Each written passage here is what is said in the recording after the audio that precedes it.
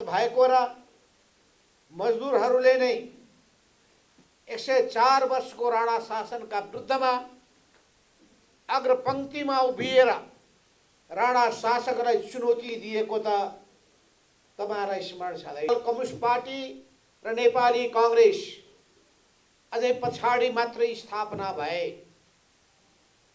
प्रजा परिषद जस्ता पार्टीहरूले राणा शासकहरूलाई 1993 मा नै विक्रम संवत 1993 मा चुनौती दिएका थिए।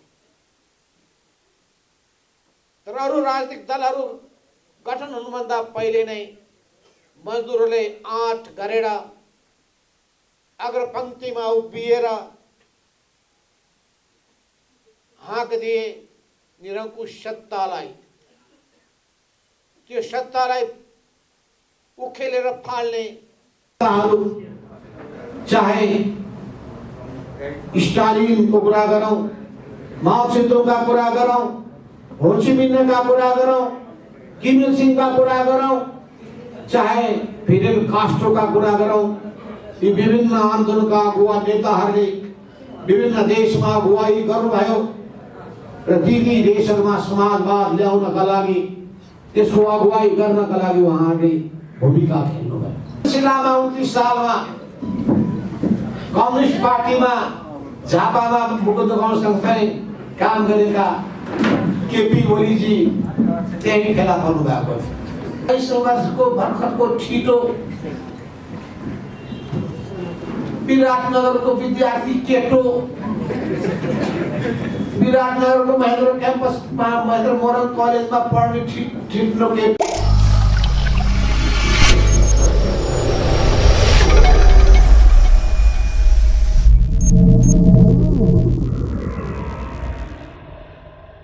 धेरै परको कुरा त होइन, 2036 सालको कुरा सम्झिरहेको छु। 2003 सालमा नेपालमा मजदुर आन्दोलन को सुरुवात भएको र मजदुरहरूले नै 104 वर्षको राणा शासनका विरुद्धमा अग्रपंक्तिमा उभिएर राणा शासकलाई चुनौती दिएको त तपाईहरुलाई स्मरण छँदैछ। अरु राजनीतिक पार्टीहरूले संगठित भएका पार्टीहरू अहिलेको नेपालका राजनीतिका मूल स्ट्रीम भनिएका पार्टीहरू नेपाल कम्युनिस्ट पार्टी र नेपाली कांग्रेस अझै पछाडी मात्रै स्थापना भए। प्रजा परिषद जस्ता पार्टीहरूले राणा शासकहरूलाई 1993 मा नै विक्रम संवत 1993 मा चुनौती दिएका थिए। तर अरु राजनीतिक दलहरू गठन हुनुभन्दा पहिले नै मजदुरहरूले आँट गरेर अग्रपंक्तिमा उभिएर हाँक दिए निरंकुश सत्तालाई। त्यो सत्तालाई उखेलेर फाल्ने अठोट गरे। यसबाट के देखिन्छ भने मजदुर वर्ग आफै पनि साहसिलो वर्ग हो। उ कायर होइन, सबैभन्दा साहसिलो न्यायका लागि, सत्यका लागि, परिवर्तनका लागि अग्रपंक्तिमा उभिने त्यो वर्ग हो। यो वर्गको महत्त्वलाई 1848 को घोषणा पत्रमा, सन् 1848 को घोषणा पत्रमा कार्ल मार्क्स र फ्रेडरिक एंगल्सले लेख्नुभयो र उहाँले सबभन्दा पहिलो नारा दिनुभयो, विश्वभरिका मजदुरहरू एक हौ। पहिलो आह्वान गर्नुभयो मजदुरहरूलाई र भन्नुभयो, यही सर्वहारा वर्गको अगुवा जस्ता, मजदुरहरूको अगुवा जस्ता कम्युनिस्ट पार्टी हुन सक्दछ र कम्युनिस्ट पार्टीको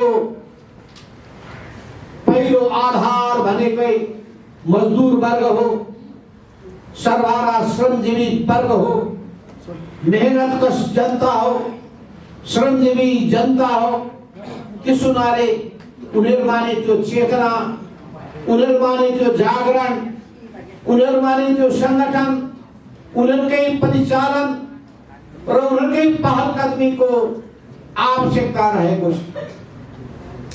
समाज बदलिने जिम्मेवारी सबैभन्दा पहिले सरकारको, किनभने सबैभन्दा बढी अन्याय, अत्याचार, शोषण, उत्पीडन भोगिरहेको यो समुदाय अझै भन्नुहुन्छ भने बस्ने बास पनि नभएर अनि एउटा ज्वालामा नै जीवन यापन गर्नुपर्ने अवस्थामा पुगेर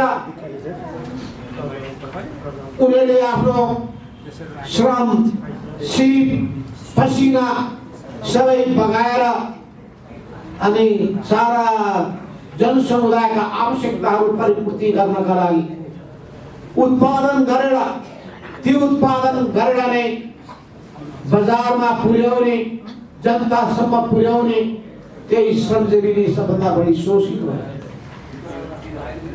सबैभन्दा बढी काम गर्दाखेरि पनि न्यायोचित ज्याला पाएन।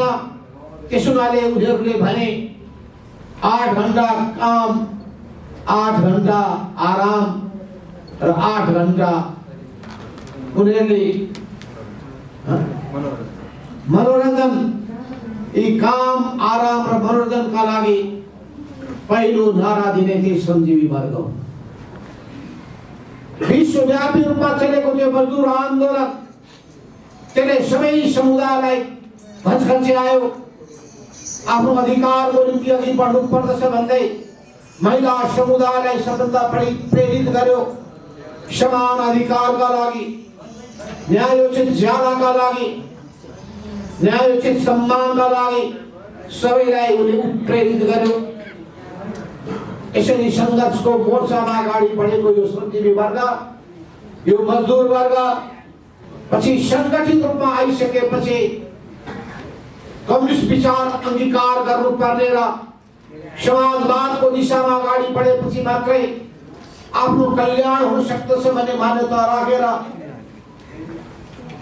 कम्युनिस्ट पार्टीहरू गठन हुन थाले।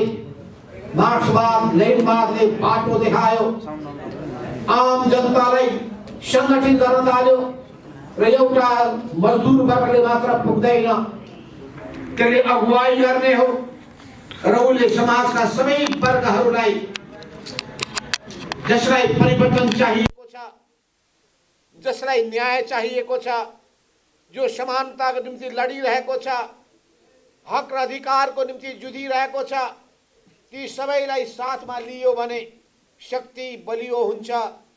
शक्ति बलियो भएपछि मात्रै अनि प्रतिक्रियावादी शक्तिलाई पराजित गर्न सकिन्छ।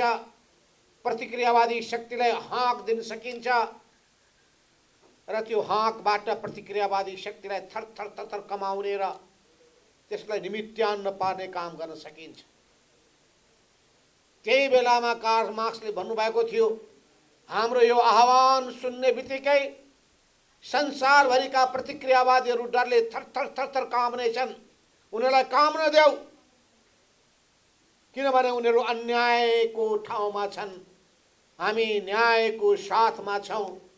न्यायको जित हुन्छ, अन्यायको हार हुन्छ।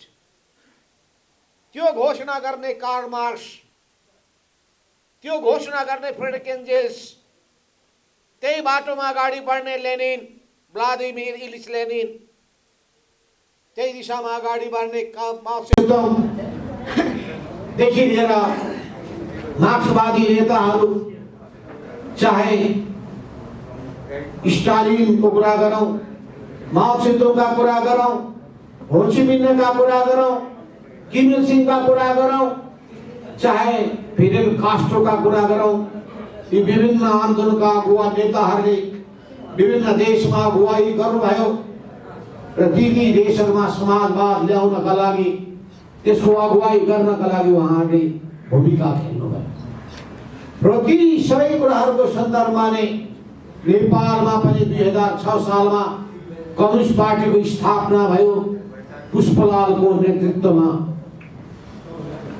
त्यही कम्युनिस्ट पार्टीमा महासचिव बन्नुभयो मनमोहन अधिकारी। जुन मनमोहन अधिकारीले 2003 सालमा भएको मजदुर आन्दोलनको अगुवाई गर्नुभएको थियो। विराटनगर जुट मिलका मजदुरहरूको उहाँले अगुवाई गर्नुभएको थियो। त्यस हुनाले मनमोहन अधिकारी कम्युनिस्ट पार्टीको महासचिव मात्र होइन, उहाँ मजदुर आन्दोलनको पहिलो नेता पनि हुनुहुन्छ। यसरी त्यही मजदुर आन्दोलनको नेता, कम्युनिस्ट पार्टीको महासचिव र यो देशको वामपन्थी सरकारको पहिलो प्रधानमन्त्री बन्ने र चुनावको माध्यमबाट सबैभन्दा ठुलो दलको हैसियतमा पुग्ने र त्यो दलको हैसियतमा सरकार सञ्चालन गर्ने र सरकार सञ्चालन गरेर सबैभन्दा लोकप्रिय कामहरू गरेर आम जनताको हृदयमा स्थापित भएर आजसम्म कम्युनिस्ट आन्दोलन अगाडि बढिरहेको छ। हामी सबैलाई गौरव बोध भइरहेको छ। त्यही कम्युनिस्ट पार्टीका हामी योद्धाहरू हौँ। त्यही कम्युनिस्ट आन्दोलनमा लागेका जुटेका हामी सहयोद्धाहरू हौँ र तपाईहरूको साथमा हामी निरन्तर अगाडि बढिरहेका छौँ। मलाई पनि गौरव बोध हुन्छ।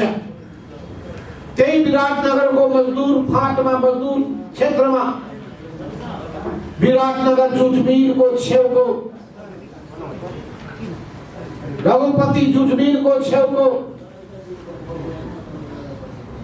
गणपति कटन मिलको छेउको प्राङ्गणमा हामीले मजदुरहरूको भेला गरेका थियौँ।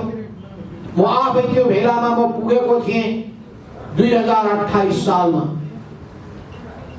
त्यहाँका मजदुर नेताहरूको बीचमा मैले राति प्रशिक्षण गरेका थिएँ। प्रत्येक बेलुका बेलुका मजदुरहरूको घर घरमा गइकन मजदुरहरूलाई सङ्गठित गर्दै, बोलबन्द गर्दै र त्यसै सिलसिलामा नै मुकुन्द न्यौपानेसँग मेरो भेट भएको थियो। त्यो बेलाका झापाली आन्दोलनका नेताहरूमध्ये पहिलो भेट हुने व्यक्ति भनेको मुकुन्द न्यौपाने हो। आज कति खुसी लागेको छ भने आज हामी एउटै मोर्चामा सँगसँगै उभिएका छौँ। हाम्रो मुटुको धड्कन एकै साथ धड्किरहेको छ। मन मिलेपछि त मुटुको धड्कन पनि सँगसँगै धड्किन्छ। मन मिलेपछि त जिउ त त्यतिकै तङ्ग्रिहाल्छ, फुर्तिलो भइ नै हाल्छ। 28 सालदेखि अहिलेसम्म जोड्दाखेरि कति वर्ष भयो? 49 वर्ष भइसकेका छ। तपाईँहरूमध्ये कति त 50 वर्षको हुनुभएको पनि छैन। 55 वर्षको हुनुहुन्छ भने पनि त्यो बेलामा 6 वर्षको सानो बच्चो, सानी छोरी टुकु टुकु हिँडिरहेको स्थिति हो। यो लामो यात्रामा हामीले धेरै उतार चढाव देखेका छौँ र त्यही सिलसिलामा 29 सालमा कम्युनिस्ट पार्टीमा झापामा मुकुन्द सँगसँगै काम गरेका केपी ओलीजी त्यही फेला पर्नु भएको थियो। त्यो बेलामा झापा आन्दोलनको नेता मोहनचन्द्र अधिकारी हुनुहुन्थ्यो। मोहनचन्द्र अधिकारी र केपी ओली यी दुईटै मेरो डेरामा 2 महिनासम्म चाहिँ मजदुर बस्तीमा बस्नु भएको थियो। अनि केपी ओलीजी के भन्छन् थाहा छ? त्यो बेलामा 28 वर्षको भर्खरको छिटो विराटनगरको विद्यार्थी केटो, विराटनगरको महेन्द्र क्याम्पसमा महेन्द्र मोरङ कलेजमा पढ्ने ठिटो केटो मलाई पनि पाल हुन्छ। ऊ कति न बुढो भए जस्तो, कति न बुढो भए जस्तो। बरु भने हो नि, उहाँ कलेज पढ्नुहुन्थ्यो, म त के हुनु बल्ल चाहिँ 8 क्लास पढ्दै थिए भने हुन्थ्यो नि, त्यो भन्ने होइन। भनेपछि कस्तो अपमान गर्न सकेको होला, म अपमान गर्न चाहन्छु। किन हामी त्यस्तो संस्कारमा हुर्किएका मानिस होइनौँ, त्यस्तो संस्कार हामी हुर्काउन पनि चाहँदैनौँ। त्यस्तो प्रवृत्ति तपाईँहरूमा सृजना होस् भने पनि चाहँदैनौँ। अरू बिग्रिए पनि हामी बिग्रिनु हुँदैन, अरू छुच्चो भए पनि हामी छुच्चो बन्न हुँदैन, अरू बदमास भए पनि हामी बदमास हुनु हुँदैन, अरू गफाडी भए पनि हामी गफाडी बन्न हुँदैन। हामी काम गर्ने कुरामा, ईमानदारिताका कुरामा,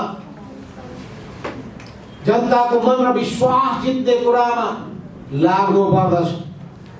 हामीले भन्ने र सिकाउने कुरा त्यही हो। त्यही मजदुर बस्तीमा नै 2031 सालमा कोअर्डिनेसन केन्द्रको पहिलो वैचारिक बीजारोपण भएको थियो र त्यो वैचारिक बीजारोपण गर्ने कुरामा हामी 2 जना थियौँ।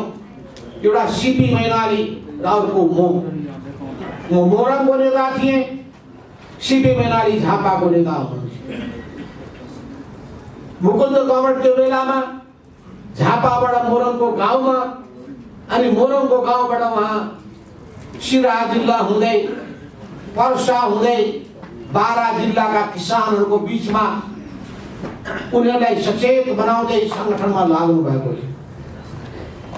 त्यो बेलाका पुराना योद्धाहरू, हामी पुरानो कुराको संस्मरण गर्दैछौँ। र हिजो मैले राति र आज बिहान राधाकृष्ण मैनालीसँग कुरा गर्दाखेरि उहाँ भन्दै हुनुहुन्छ, केपीले फकाउलान् कमरेड तपाईँलाई, फेरि फक्दिनु होला है, ख्याल गर्नुहोस्। किनभने अस्तिको उनको आमसभा फर्काएछ, बाँकी 3 लाखको मान्छे आयो 25,000। त्यसो हुनाले फेरि तपाईँ त फकिहाल्ने मान्छे हो, फकाउलान् है। मैले त उहिले 28 सालमा नै केपी ओलीको जेलमा बस्दाखेरि केपी ओलीको भुक्तमान भोगेको मान्छे। भेट हुँदाखेरि भन्थे र आके तपाईँ त अत्यन्तै कम्युनिस्ट आन्दोलन सुरु गर्ने योद्धा हो भनेर मलाई फुरुङ्ग पार्थे रे। अनि बेलुकाको त गरे राधाकृष्ण जमिनदार यस्ता कुमलङ्गार आएर भनेर हामीलाई गाली गर्थे। सामुन्नेमा मिठो कुरा गर्ने, पछाडि गएर चाहिँ मलाई पुरै विरोध गर्ने काम गर्थे। उहाँले 28 सालको कुरा सुनाउँदै हुनुहुन्थ्यो मलाई। अनि हो र भनेर मलाई थाहै थिएन, आज पो सुनाउनु उहाँले। उहिलेदेखिको बानी हो, तपाईँहरूलाई त झन् के थाहा छ। उहिलेदेखिको त्यही चरित्र हो, स्वभाव हो। नानीदेखि लागेको बानी हट्नु हुँदैन छ नि, खान थाहा छ है, नानीदेखि लागेको बानी। त्यसो हुनाले मैले भन्ने गर्छु कि हाम्रो वामदेव कमरेड अझै पनि केपी ओली सुध्रिन्छन् कि भनेर लाग्नु भएको छ। उहाँको भावना पवित्र छ, त्यो भावना पवित्र भएको हुनाले बेग्लै कुरा हो। तर मैले भन्ने गरेको छु, त्यो बालुवा टारको बालुवा पेरेर तेल निस्किनेवाला छैन। तपाईँ पेर्नुहोस्, तेल निस्किँदैन। केपी सुध्रिनेवाला छैनन् र उनको अहंकार बढ्दै गयो। यसको कारण के हो भने उनमा कम्युनिस्ट आन्दोलन प्रतिको निष्ठा र आस्था कमजोर हुँदै गयो। कम्युनिस्ट आन्दोलन प्रतिको प्रतिबद्धता कमजोर हुँदै गयो। उनले मार्क्सवादलाई अवसरवादको रूपमा बुझ्न पुगे र आफ्नो स्वार्थको साधन बनाउन चाहे र त्यही स्वार्थको साधन बनाउँदै त्यसैको भर्याङ चढ्दै, कम्युनिस्ट पार्टीको भर्याङ चढ्दै, विभिन्न नेताहरूको भर्याङ चढ्दै, अनि हुँदा पछि त पुष्पल दाहाल हाम्रो पार्टीका अध्यक्ष, उहाँको भर्याङ चढ्दै चट्ट प्रधानमन्त्री भइसकेपछि पुक्क लात हानेर प्रचण्डलाई तल डाल्यो। अनि त्यसपछि भने ल देखाइदिएँ मैले कुर्सी ताक्छु कुर्सी नै भाँचिदिन्छु। यो केपी ओलीको धेरै चर्चित रूप बनायो। जसले मेरो कुर्सी ताक्छ अनि उसको लागि म कुर्सी भाँचिदिन्छु। त्यस्तो मनस्थितिको त्यस्तो मानसिकताको मानिस असल हुँदाखेरि के हुन्छ भने उसको तपाईले व्यवहार सहज हुन्छ। अझै कम्युनिस्ट आचरण भएको मानिस भएपछि त लामो यात्रा हुन सक्दछ, किनभने ऊ सिद्धान्त प्रति प्रतिबद्ध हुन्छ। उसको विजन समाजको परिवर्तन हुन्छ। ऊ निजी स्वार्थमा लाग्दैन। तर केपी ओली अस्तिको तपाईले देख्नु भएको होला बाटा बाटामा केपी बा फोटै फोटा अति फोटा चाहिँ। पहिले चाहिँ केपी को विरुद्धको आन्दोलनमा जुटेका एकजना साथीले फकाएर लगेछन्। त्यो थियो नि म्यादी प्रहरी खाली भएको ठाउँ, केपी ओलीको केन्द्रीय कमिटी म्यादी। त्यो म्यादीमा चाहिँ उनलाई फकाउन खोजेछ, केन्द्रीय सदस्य बनाइदिन्छु भनेर। अनि उनलाई पनि एउटा हातमा झन्डा दिएछ पद्मकन्या क्याम्पसमा। त्यो देख्ने बित्तिकै त्यो च्यातेर मसँग बेलुका आएर भने कस्ताको पछि लागिएछ, गल्ती भएछ कमरेड, मैले त चाहिँ चिन्नै सकेका थिइनँ, तपाईँहरूले चिन्नु भएको पर्यो। यो त केपी ओलीको गुट भनेमा त कम्युनिस्ट आचरण छँदै छैन। यो त व्यक्तिको पूजा पो गर्न लगाउँदा रहेछ त। त्यहाँ सिद्धान्त छैन, नीति छैन, विचार छैन, क्रान्तिकारी चिन्तन छैन, क्रान्तिकारी सोच छैन, परिवर्तनको संकल्प छैन। गफै गफ। ती गफका सन्दर्भमा कमरेड मदन भण्डारीले भनेको कुरा तपाईँलाई याद छ। उहाँले के भन्नुहुन्थ्यो थाहा छ? कुराले चिउरा भिज्दैन। उहाँको भाषण चर्चित भाषण हो। कुराले चिउरा भिज्दैन। केपी ओली कुराले चिउरा भिज्न खोज्छ। त्यहाँदेखि उहाँ मदन भण्डारीको उत्तराधिकारी भनेर दावा गर्नुहुन्छ। मदन भण्डारीको खूब रामनामी जप्न खोज्नुहुन्छ। उहाँलाई त्यो अरू त्यो पनि भर्याङ मात्रै हो उहाँको। मदन भण्डारीको नाम बेचेर आफ्नो स्वार्थ साधन गर्न चाहने उहाँको चाहना मात्रै हो। त्यसो हुनाले उहाँहरूको त्यो कुनै पनि भ्रममा तपाईँहरू नपर्नुहोस्। आज जुन स्थिति भएको छ त्यो स्थितिको निम्ति पूर्णतः जिम्मेवार केपी ओली नै हुन्। अवश्य हाम्रा पनि कमजोरी रहे। मलाई पनि भन्छन् साथीहरू, तपाईँले उहिले प्रधानमन्त्री नबनाएको भए त यी माथि उठ्नै सक्ने थिएन। तपाईँले माया गर्नुभयो, प्रधानमन्त्री बनाइदिनु भयो। तपाईँले माया गर्नुभयो, सबै अवसरहरू दिनुभयो। तर जति अवसर दिए पनि उसले कहिले पनि गुण मान्दैन। त्यो बुझ्नुहोस्, जति अवसर दिए पनि कुनै गुण मान्दैनन्। गुणी चरित्र उनमा छैन। त्यस हुनाले उनका सबै एक एक गतिविधिहरूको तपाईँसँग हामीले चर्चा गर्ने हो भने, एक एक विवरण राख्ने हो भने तपाईँहरू बल्ल ओहो यस्तो पनि हुँदो रहेछ भन्ने लाग्छ। तर यस्ताहरू भए भनेर दिक्क मानेर मात्र हुँदैन।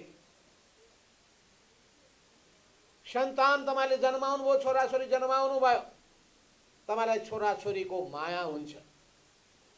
तर छोराछोरीहरू ठिक बाटोमा अगाडि बढेनन् भने, उल्टै बाबुआमालाई दुःख दिन थाले भने त्यो बेलामा कस्ता सन्तान जन्माइएछ भनेर मात्रै तपाईँ भन्नुहुन्छ। त्यस्तो हुन्छ, त्यस्तो भयो। यो कम्युनिस्ट आन्दोलनमा राम्रा मान्छे आउँदाखेरि आन्दोलन अगाडि बढेको देखिन्छ। समाजवादको यात्रा सहज रूपमा अगाडि बढेको देखिन्छ। यही तङ स्याओपिङ जस्ता नेताहरू पनि जन्मिए चीनमा, जसले समाजवादको दिशा नै मोडिदिए उनले। यही गोर्बाचोभ र एल्सिन जस्ता मान्छे पनि जन्मिए, जसले रुसमा समाजवाद त्यो सोभियत सङ्घलाई टुक्रा टुक्रा पनि बनाइदिए। र कम्युनिस्ट आन्दोलन धराशायी पनि भयो। त्यो त हुँदो रहेछ। राम्रा हुँदाखेरि राम्रै राम्रो हुँदो रहेदाखेरि यदुवंशको नाश भयो। राम र रावणको कथा पनि सुन्नुभएको होला। भनेपछि यो संसारमा यस्तै हुँदो रहेछ। उहिले पनि देवता र दानवको बीचमा द्वन्द्व हुँदो रहेछ। राम्रा नराम्रा सही गलतको बीचमा द्वन्द्व भइरहन्छ। द्वन्द्व भयो भनेर दिक्क मान्नु हुँदैन। अझै हामीले धेरै गीत गाएका छौँ। द्वन्द्व मात्रै होइन, जित र हार पनि भइरहन्छ, सफलता असफलता पनि भइरहन्छ, अगाडि बढ्ने र पछाडि हट्ने पनि भइरहन्छ। तर हामी कहिले पनि हरेस खाँदैनौँ। सत्यको पक्षमा, न्यायको पक्षमा दृढताका साथ अगाडि बढिरहन्छौँ। हो, यी सबै सिलसिलामा म आज स्मरण गर्न चाहन्छु 2036 साल जतिखेर मैले यहाँ काठमाडौँमा अब पार्टीको तर्फबाट नेकपा माले थियो, त्यो बेलामा यहाँ म आएको थिएँ। बालाजुमा म बसेर नै सुलोचना मानन्दर अनि सुलोचना मानन्दर सँगसँगै जेबी राई, कमल लामा, संभवतः के राजकर्णिकार के नाम थियो,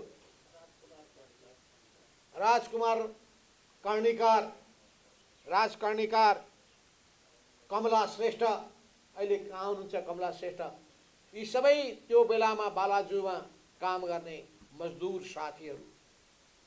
सुलोचनाले अगुवाई गरेर नेपाल स्वतन्त्र मजदुर युनियनको स्थापना गरिएको थियो।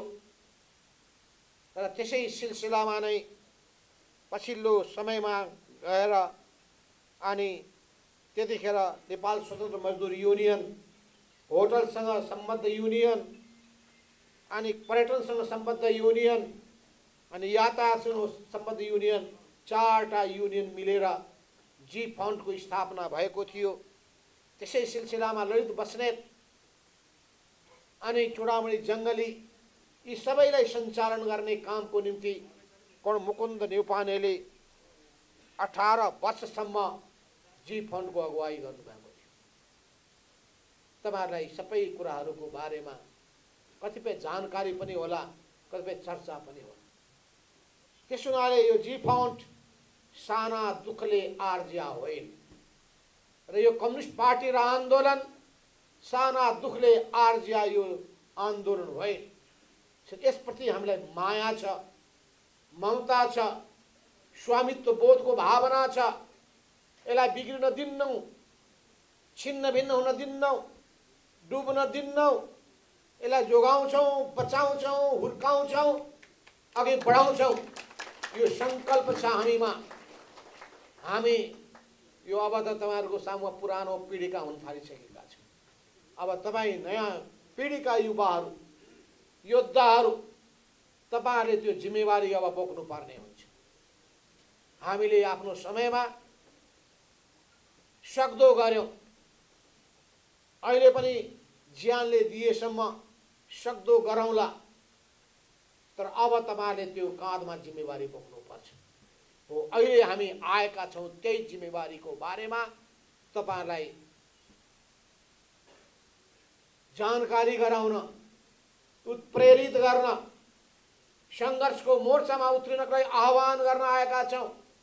र के भयो अहिले त्यस सन्दर्भमा पनि हामी केही चर्चा पनि गर्नेछौँ। तर समय धेरै छैन। 3 जना वक्ताहरू हुनुहुन्छ, मेरो पनि जानुपर्ने हतार छ। त्यसैले म लामो व्याख्या गर्दिनँ। यो अवस्था किन उत्पन्न भयो त पार्टीमा किन उत्पन्न भयो भने केपी ओलीमा सामूहिकता नामको चिजै रहेन। सामूहिकता भन्ने नामको चिजै रहेन। उहाँमा चरम व्यक्तिवाद, आफू केन्द्रित सोच, मैमत्त प्रवृत्ति त्यो रह्यो। यो विचार प्रवृत्ति कम्युनिस्ट विचारसँग मेल खाँदैन। कम्युनिस्ट विचारले सामूहिकतामा विश्वास गर्दछ र यो सामूहिकताको भावनाले, सामूहिक जिम्मेवारीको भावनालाई बताउँछ। तर केपी ओलीमा त्यो प्रवृत्ति रहेन। उहाँले संगठनलाई महत्त्व दिन चाहनु भएन। छलफल बहसमा उहाँलाई विश्वास छैन।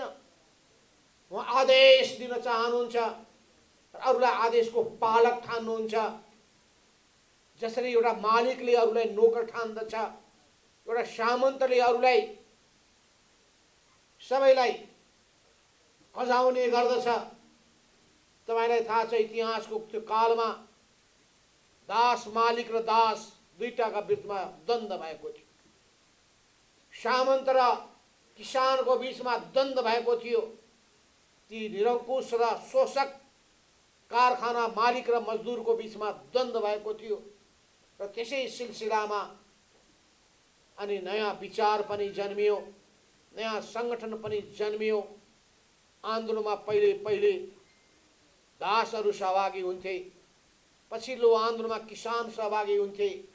मजदुर वर्गको कारखानाहरू निर्माण हुन थालेपछि मजदुरहरू देखा पर्न थाले। मजदुरको विभिन्न समुदायहरू, चाहे त्यो किसान श्रमिक किसानहरू हुन्, ज्यालादारी किसानहरू हुन्, या कारखानामा काम गर्ने मजदुरहरू। तपाईहरुको पनि अनेक घटकहरू जुन छन्, 18 वटा, कतिवटा छ? 18 वटा घटकहरू। ती सबैलाई तपाईले समेट्नु भएको छ। विभिन्न किसिमका पेशाहरूमा आबद्ध भएका श्रमजीवीहरूलाई, श्रमिकहरूलाई तपाईले गोलबन्द गर्नु भएको छ।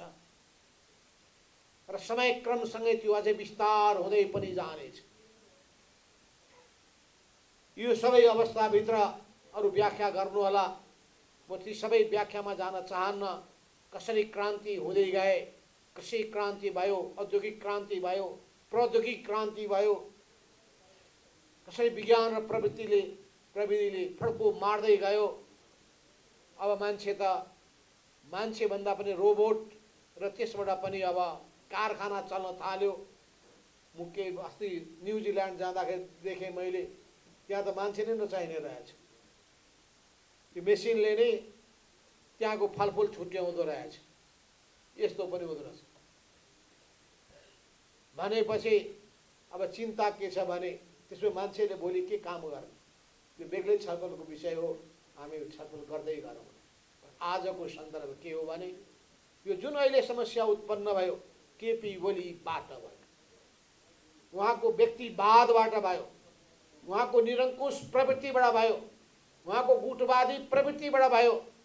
उहाँ पार्टीमा कुनै पनि विषयमा छलफल गर्न नचाहने, आदेश र फरमान जारी गर्ने र आफ्नो स्वार्थको साधन बनाउन चाहने प्रवृत्तिबाट उत्पन्न भयो। उहाँका पक्षपोषकहरू अयोग्य भए पनि, नालायक भए पनि तिनीहरूलाई उहाँले अगाडि बढाउने र जतिसुकै योग्य सक्षम भए पनि उहाँको अन्ध प्रशंसक छैन भने त्यसलाई पाखा लगाउने र त्यसलाई सिद्ध्याउने त्यही तरिकामा उहाँ अगाडि बढ्नुभयो। यसले पार्टीमा विवाद खडा गरेको। त्यस हुनाले यो लडाईँ केपी ओलीमा रहेको प्रवृत्ति विरुद्धको लडाईँ, यो व्यक्तिगत रूपमा केपी ओलीको विरुद्धको होइन, केपी प्रवृत्ति विरुद्धको लडाईँ। ती प्रवृत्तिहरू हामीमा पनि छन् भने त्यसलाई पनि सच्याउनुपर्छ, हामीले सुधार्नुपर्छ हामीले। र हामीले अब यो पार्टीलाई नयाँ ढङ्गबाट अगाडि बढाउनुपर्छ। पार्टीमा बस्ने कुराको न्यूनतम कुरा के हो थाहा छ? पार्टीको विचारसँग सहमत हुनुपर्छ। दोस्रो कुरा के छ भने विचारमा विमति छ भने पनि त्यसको पालन गरेर, पार्टीको अनुशासन पालन गरेर चल्नु पर्दछ। पार्टीको विधिको पालना गर्नु पर्दछ। त्यस हुनाले विचारबाट पार्टी चल्छ, नीतिबाट पार्टी चल्छ, विधिबाट पार्टी चल्छ। र मान्छेहरूको मूल्याङ्कन गर्दाखेरि कामबाट, उसको गतिविधिबाट, उसको भूमिकाबाट अनि उसको मूल्याङ्कन गर्नुपर्छ। राम्रा असल मानिसलाई प्रोत्साहन दिनुपर्छ र राम्रा असल छैनन् भने त्यसलाई हामीले प्रोत्साहन दिने होइन। अझै खराब छन् भने, समस्या बनेका छन् भने, बाधक भएका छन् भने मानिसको नाउँमा कलङ्क छन् भने त्यसलाई पन्छाउनु पर्छ। मान्छे त हो नि, बदमास पनि हुन्छ, अपराधी पनि हुन्छ, दुष्ट पनि हुन्छ, शोषक अत्याचारी पनि हुन्छ।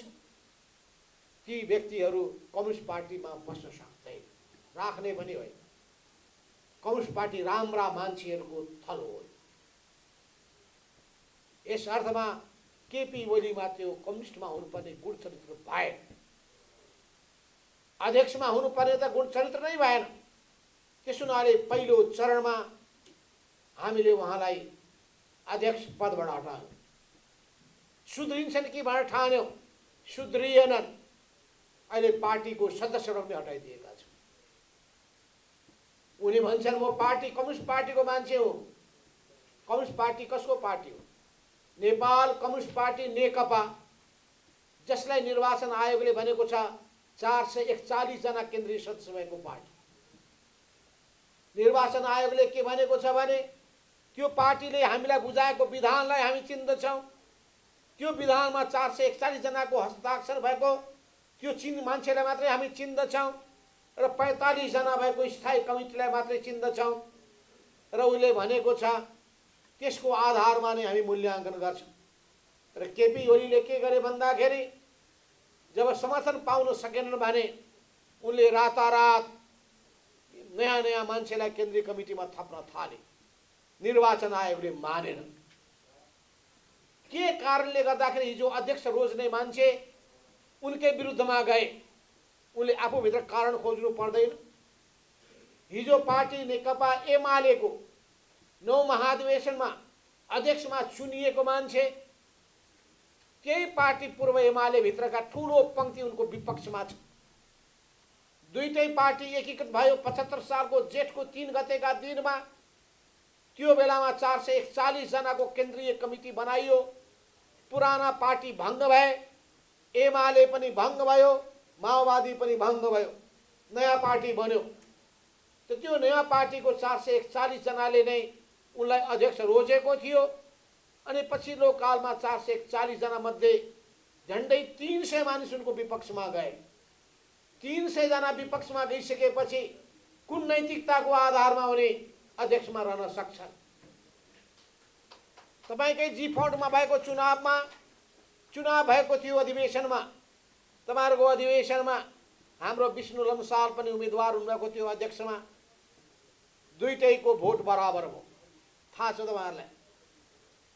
दुईटैको मत बराबर आइसकेपछि गोला प्रथामा मात्रै विष्णुजी हार्नुभयो। विष्णु लम्सालजी, दीपकजी जित्नुभयो उपाध्यक्ष, सचिवमा जित्नुभयो सुनिताजी। अरू जम्मै उनीहरूले एकलौटी गरे। अरू पदाधिकारी पनि हुनुहुन्छ। तर पनि त्यो बेलामा के गरे भन्ने कुरा मलाई विनोद श्रेष्ठको स्वभाव मलाई थाहा छ। 9 महाधिवेशनमा गरेको दादागिरी, त्यो दादागिरीको निम्ति तपाईहरुले चाहिँ तपाईहरुलाई हामी भन्न पनि आएनौं। नभए त्यही ठाउँमा त्यहाँ नियन्त्रण गरेको भए त्यो 9 महाधिवेशनमा पनि जित्नेवाला थिएन केपी ओली। त यो सबै स्थितिभित्र तपाईहरुको भूमिका महत्त्वपूर्ण छ र बुझ्नु पर्दछ तपाईहरुले कि हामी सही ठाउँमा छौं। हामीले कुर्सीको निम्ति, पदको निम्ति हानाथाप गरेका होइन। न्यायको निम्ति आवाज उठाएका हौं, सत्यको निम्ति कुरा उठाएका हौं, पार्टीलाई सही बाटोमा लिएर जाउँ भनेर कुरा उठाएका हौं।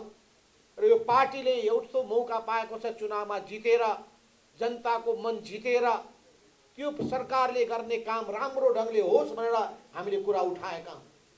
सरकारको कामको बारेमा जनताले गुनासा गर्न थाले। मजदुरको समस्याको बारेमा पनि सरकार संवेदनशील भएन भनेर कुरा उठे। नेपालमा लगानीको निम्ति पनि राम्रो ढंगले सरकारले ध्यान दिएन भने पनि कुरा उठ्यो।